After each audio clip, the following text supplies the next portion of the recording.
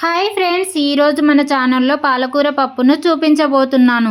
ముందుగా ఒక కుక్కర్లోనికి 1 కప్పు కందిపప్పును వేసుకొని 2-3 సార్లు బాగా కడిగి తీసుకోవాలి.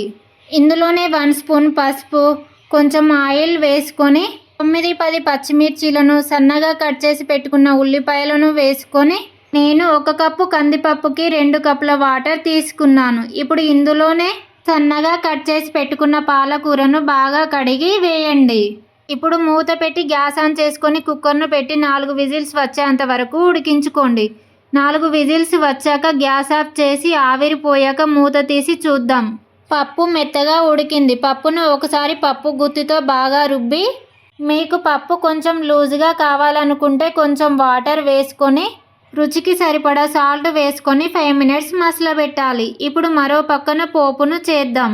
పోపు గిన్నెలోకి 2 స్పూన్ ఆయిల్ వేసుకొని ఆయిల్ వేడయ్యాక ఇందులోనే 2 ఎండుమిర్చీలను వేసుకొని 1 స్పూన్ జీలకర్ర, 1 స్పూన్ ఆవాలు, 10-12 కచ్చాపచ్చ దంచిన వెల్లుల్లిని వేసుకొని ఫ్రై చేసుకోవాలి.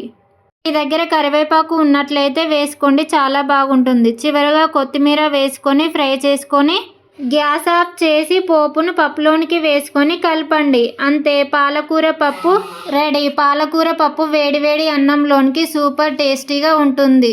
మీకు నచ్చినట్లయితే ఒక లైక్ చేయండి.